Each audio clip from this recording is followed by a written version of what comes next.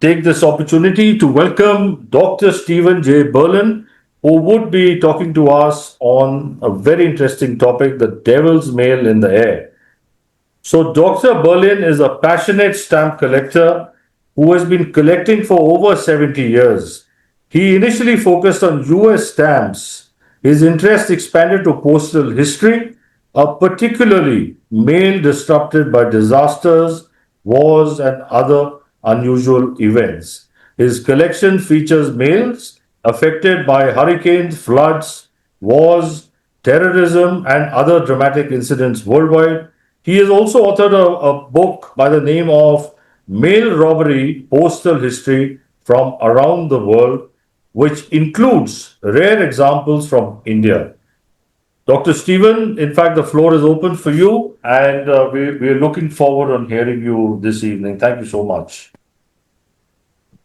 Thank you for allowing me the time to meet everybody and hopefully entertain everybody with some of my covers. This is not to get everybody, scare everybody, but it's kind of like an overview of the devil himself. And this is my introductory cover, just to heat up the discussion, you might say, of my presentation. Well, what is the devil's mail? The devil's mail is best described as interrupted mail, and it just stands for the powerful evil entity and the tempter of humankind, you might say. The presentation will show death and destruction involving many of the covers that I'm going to talk about, whether it be natural or unnatural disasters involving airplane accidents. The postal services and their employees around the world are often unknown that they're even in danger, and many times. And unfortunately, many postal employees are killed during the administration and this distribution of mail. So this is the area that I'm going to be talking on specifically. We might move to the first slide. I think, how can anybody talk about airmail in India without talking about Stephen Smith? I think he probably, if it wasn't for Stephen Smith, a lot of the airmail covers to India may not even be in existence. So I want to give him a lot of credit from that standpoint. So I have two special covers that were Indian air flights. The first one was a situation that caused the death of the mechanic. It was a flight from Calcutta to Delhi, where the plane hit a sandstorm and was forced to redirect its direction, and it wound up in a dangerous zone called the Awa zone in the Persian territory, which was caused to land. And while it was land, they were attacked by Arabs, and they were shooting at the plane. Several bullets went through the plane, and one of them unfortunately hit the engineer at that time and caused his death, which was unfortunate. The plane was able to take off even with the gunfire taking place, and it was able to land in Delhi. But the engineer, Elliot, was unfortunately was killed. It was a Danish flight from Copenhagen to Tokyo that also met strange situations. And the cover was sent out on the 3rd of April, and it was actually a cover from the Danish consulate that was sent to the Royal Danish Consul in Tokyo. The plane, however, was damaged and forced to land at Cambet, 28 miles from Rangoon, and it was piloted by Lieutenant Bovid and his mechanic, who was also with him at the time. During the flight, this was also attacked by bandits when it landed, and consequently, they burned the plane down, and they basically took over the plane and the pilot, or Lieutenant Bovid, and his engineer. Fortunately, they didn't read the mail, and they allowed them to leave, and they walked with 31 covers that they had in order to get it back um, to Copenhagen at the time. So consequently, it was a problem at this particular time, and it was just an interesting situation. This was a flight from Madagascar to France, and it was in January 10th, 1930. It was a flight that wound up with the crash and the killing of the three members of the crew. I put it on here because of an interesting cover, because it is believed that the crew, even though they were dead, they were eaten by cannibals, and I thought that was an interesting complication, you might say, from any kind of a crash. But this was taking place in the Belgian Congo at the time, and known cannibals did exist. This is a famous cover, a famous air crash called the Hindenburg. It was a flight from Germany to New Jersey, and it was probably the largest aircraft ever assembled at this particular time. And on its landing in Lakehurst, New Jersey, it hit a storm, electrical storm, and it either hit a wire or the aircraft was hit by lightning. And I think it's a little difficult, or it's some questionable situation, which was either one. Unfortunately, all the passengers on the plane, on the blimp, you might say, were killed, and including a crew member was also killed. There was over 117,000 covers on this flight, and only 357 of them survived. It was an unfortunate situation, and out of the 17,000 pieces of mail, as I mentioned, 357 did survive. This is one of the covers that was going to Denmark. So there were 17 covers to Denmark. There was 147 covers addressed to the United States, and the rest were addressed to different European countries. This is the cover that I have in my possession. I've had it for a number of years, and it's one of the surviving covers. It's also badly burned, and I'm glad to have the cover regardless. Well, this is a little interesting cover, and it's not Sweden. It was actually Sudan, so I apologize for the country on my slide. But it was a flight by Captain Woodhouse, and he was on his way to Ireland from the Sudan, and he stopped off actually in Southampton in England, and he was hit by a hailstone that hit him in his eye. So he had to delay the flight on the way to Ireland at the time. But a couple of days later, the flight was completed, and I thought the cover was kind of interesting, and was definitely an unusual injury to the pilot that delayed the flight and the delivery of this mail. But I have Sweden up there, but Sweden didn't have camels, so it was Sudan stamps that are on the cover. I thought this was an interesting air delay. This is an interesting case that took place in New Guinea, and it was a aircraft that basically flew for a religious organization in Australia and New Zealand. And what happened here was the pilot, Werner Garms, was the pilot, and they worked for the company for Australia. It was the Lutheran Mission was the company that I'm talking about, and they flew the plane to New Guinea, and then they heard that the war was getting ready to start in Germany in World War II, and they decided that they were going to join the Nazi army. So consequently, they flew this plane around New Guinea, and they basically stopped in Obalbang in that particular area of New Guinea, and they escaped and left the plane deserted with the mail on it. There were several covers that were going to the Lutheran mission at the time, and one of the covers was addressed to Lee Vale, who's one of the family members that lived in the highland area of Mount Hagen in New Guinea area. But anyway, the plane was abandoned and it was finally recovered, and the mail was finally recovered and brought to New Zealand and Australia at the time. But it's a very unusual cover.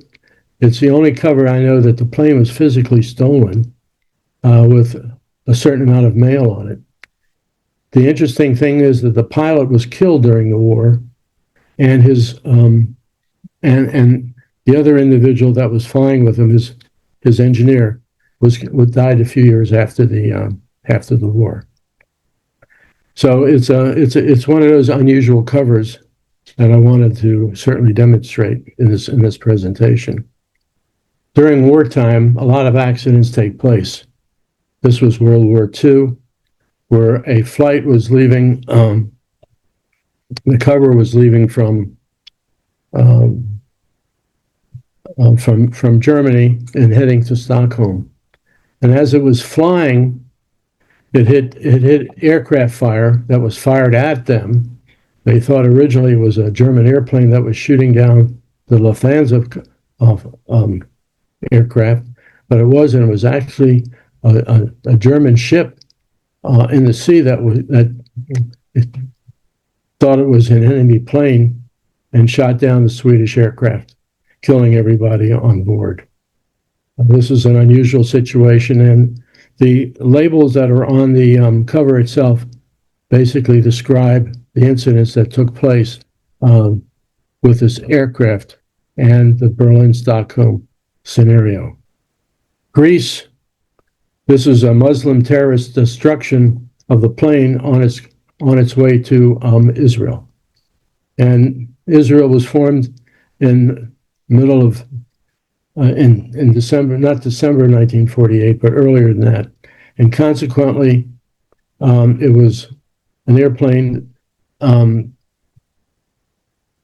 that was destroyed over Greece.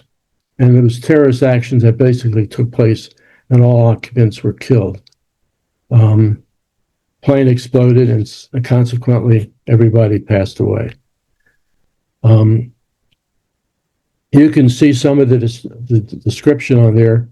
I'm not seeing a lot of the description on there, but regardless of the fact, there's a nice label there that's printed, and it's both in Greece and also in Israel in Hebrew. Thank you. So this is unfortunately a flight that took place. This is one of the airplane collisions that I'm going to present. This was took off from Moose Jaw, Saskatchewan, and on its way from Toronto to Vancouver, crashed. This was a mid-air collision between a TCA flight, and there was a student also flying a plane at the time that crashed into this aircraft. Unfortunately, they were all killed. I think there was 37 passengers on the TCA cover, and or TCA aircraft rather, and they were all killed, unfortunately. It's interesting to note, though, as far as mid-air crashes are concerned, the first one that I'm aware of occurred in France in 1922, April 7th, 1922, which was on a de Havilland flight. All passengers, 7 of them, were killed in that particular flight. But there's a lot of political issues that go on in the world, and this is one particular flight that was Bulgarian Air Force shooting down an Israeli commercial plane. Apparently, the plane was flight. It was an LL flight going from the Netherlands to London, and apparently they veered off course and wound up over Bulgarian airspace. There was no good relations between Bulgaria at the time and Israel, and consequently, the military flight or the military Air Force shot down the civilian airplane.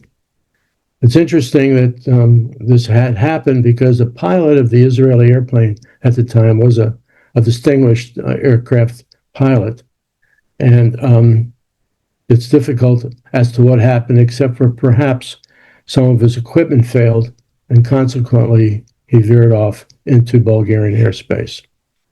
But this wasn't even this was a brutal destruction of a civilian airplane, just from cause of hate. A lot of hate exists in the world, and this is unfortunately family hate, where a plane was on its way from New York to Seattle, but stopped over in Denver, Colorado, I guess for a mail and for material that needed for the plane and passengers getting off. Well, unfortunately, a suitcase was placed on board, and that suitcase had a bomb in it. And consequently, about 5 minutes or 10 minutes after flight, the bomb blew up and killed everybody on this flight. It wasn't for a couple of years later that they found out who the guilty person was. And unfortunately, it was the son who had a hate for his mother and wanted to collect the insurance policy. And this is exactly what happened in this particular instance. And it took place in November 1955. It took 3 years for the inspections, and the Inspector General, Dubar, who you can see on this particular screen, identifies the interruption service in general. But it was he and staff were able to understand and convict the son in this domestic terror example. And this woke up the U.S. Air Service to inspect mail and packages a little more closely because of the bombing. So this was a major setting for this particular situation. Well, bombs seem to grow as airplanes get older. In this particular case, this is around October 12, 1967, a cover that was destined from Greece to New York took off, and consequently, the bomb was on the plane and the suitcase and exploded. There was no one that claimed responsibility for this, but it was certainly a terrorist organization or some other crazy situation that would intend to kill every passenger that was on the plane. And you can see that the cover, and if you can look at the cover, you can see that the auxiliary marking was actually in blue, a blue marking describing the situation in Greece. And I have a black and white copy of that blue, you might say, auxiliary marking. This was a very disturbing situation, and everybody on the plane was killed. The next flight, interestingly enough, may have a little more history for this past flight that we just spoke about. This was a cover of an Ethiopian airliner that just recently went from Greece also to Frankfurt. And it landed in Frankfurt, and it was under refueling situations, and passengers unfortunately got off the plane when 2 bombs were placed on this plane and unexpectedly exploded. It exploded, destroying parts of the plane, and also injured several of the employees that were on the plane cleaning it up.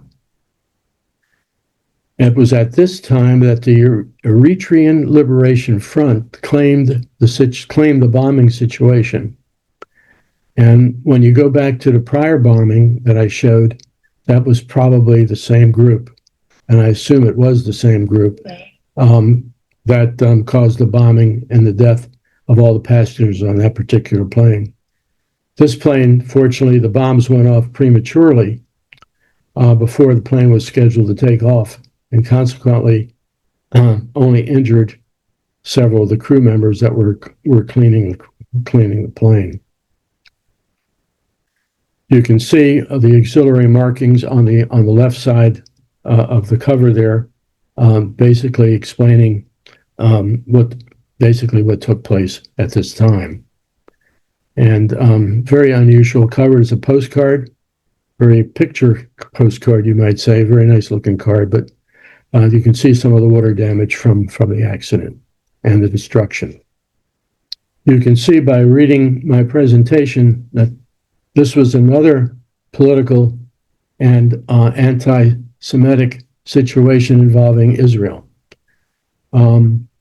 This was a Swiss flight that was on its way to Tel Aviv, and there was a hidden bomb on the plane, and it exploded shortly after departure, killing all 38 passengers and the 7 crew. And you can see the markings, the auxiliary marking there, describing the bombing that took place at this particular time. And this is one of the covers that was on this aircraft, as we can see. It was from Switzerland, and the bomb was apparently placed on it, and it was one of these bombs, I think, that affected by pressure and elevation of the aircraft that took place and exploded. So it was not one of the nicer problems that you can see taking place. Everybody was killed, unfortunately. There were over 20 aircraft crashes in Alaska over the last 20 years. This happens to be one of them that took place in 1971. It was a simple crash, but it was hard to rescue the people. They were all killed.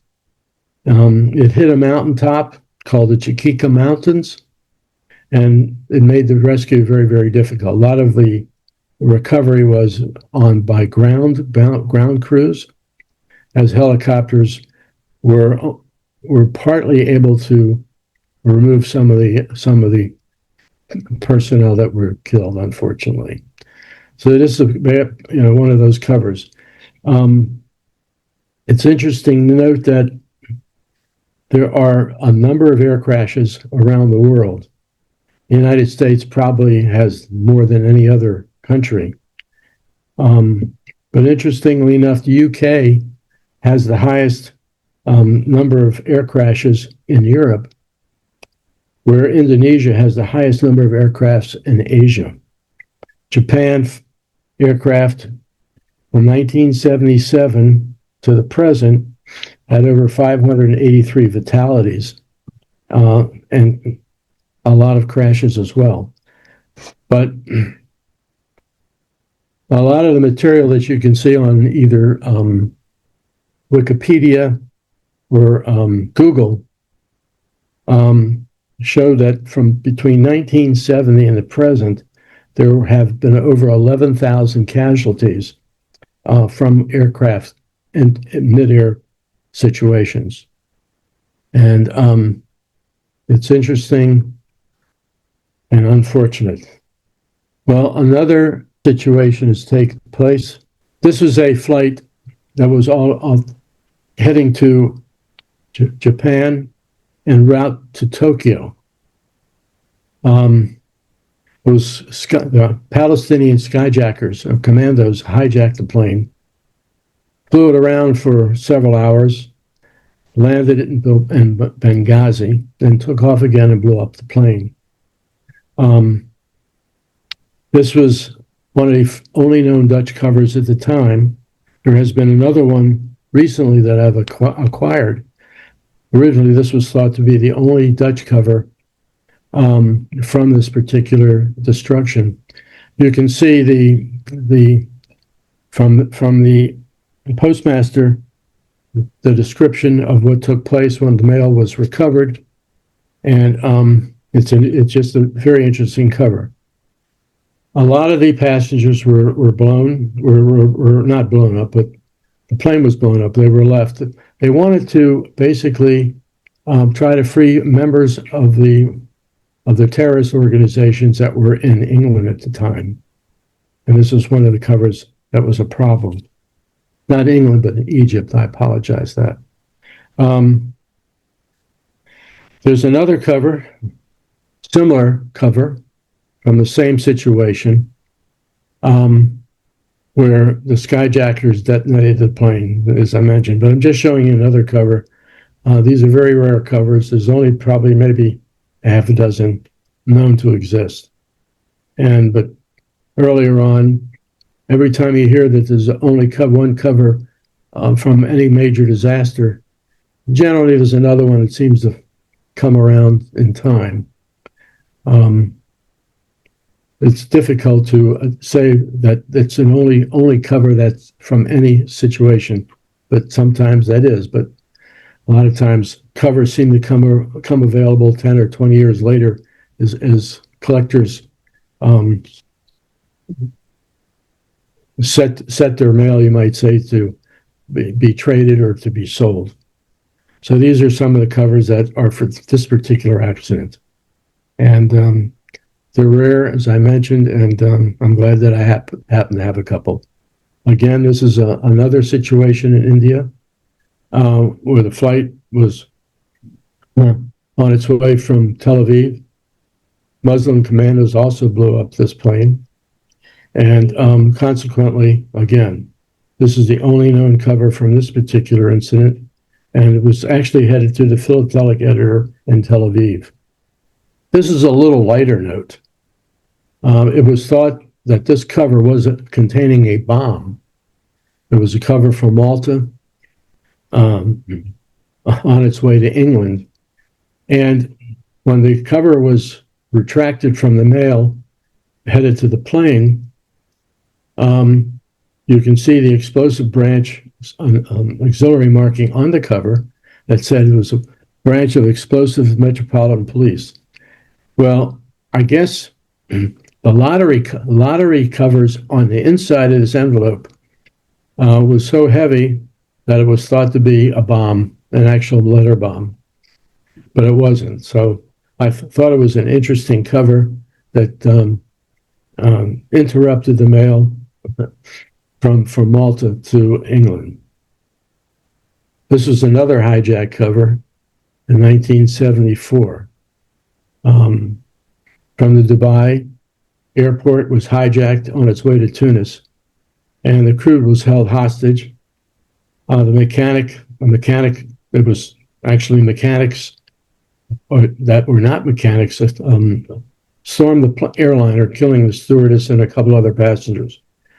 And the hijackers, etc., were from the Tunisian area, and these are one of the covers that were identified. You can see the auxiliary marking in the left corner of the plane, of the envelope rather, and it was delayed en route by hijackers at this particular time. This was a cover that was actually headed to Australia. And I have another one also to show that the auxiliary markings were changed based on where the cover was actually intended to go. You can see in this particular cover also, these are all capital letters on the auxiliary marking in the far left of this particular cover. But they're interesting covers, and unfortunately, there's about 30 of these covers that are known to exist. This was also a mid-air collision. It was a cover from mail that was headed to from London, basically headed to Turkey, and it was delayed. And after the flight of 30-some thousand feet, it collided with another plane that was on its way, to Turkey and London. Unfortunately, sometimes when the planes crash, you don't know which plane has the mail. Sometimes both of them have the mail, and consequently, you never know. You're not 100% sure because the mail is so scattered from a mid-air collision. A year or so ago, we published a paper with Ken Sanford. Ken is on the line right now. We have several covers that I thought I would introduce Ken Sanford at this point in time and just have him introduce a few of the other mid-air collision flights that we had in the article that we published in the American Philatelic Journal this past January on air crashes. Ken, are you there? Yeah. The American Philatelist January 25 issue was all about crash and wreck mail. And Steve had an article on mid-air collisions. And there's about maybe 9 or 10 collisions mentioned with covers where covers are known. A couple of examples. One of the earliest ones was in November 1940 in Brazil. There was a collision of a VASP, which was a Brazilian airline, collided with a private airplane, or it was a airplane operated by a oil company, and there was a cover shown from that incident. And one other example that we'll mention is probably the most famous collision, and that was when a TWA and United aircraft, they collided over the Grand Canyon in Arizona. And there's only a few covers known from one of the aircraft. I don't think there are covers known from both of them. And that's probably one of the most famous ones. Most of the collisions were usually a commercial airliner and a military plane, or commercial airliner and a private airplane. But a few of them were two different airlines.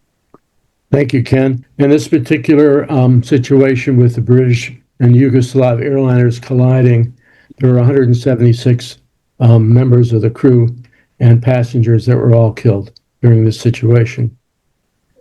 We've all heard about the Unabomber in the United States. This was a cover that was coming from Chicago to Washington, D.C. on the aircraft, an American Air flight at the time. And it's interesting to know about Ted Kaczynski, who was the Unabomber in the United States.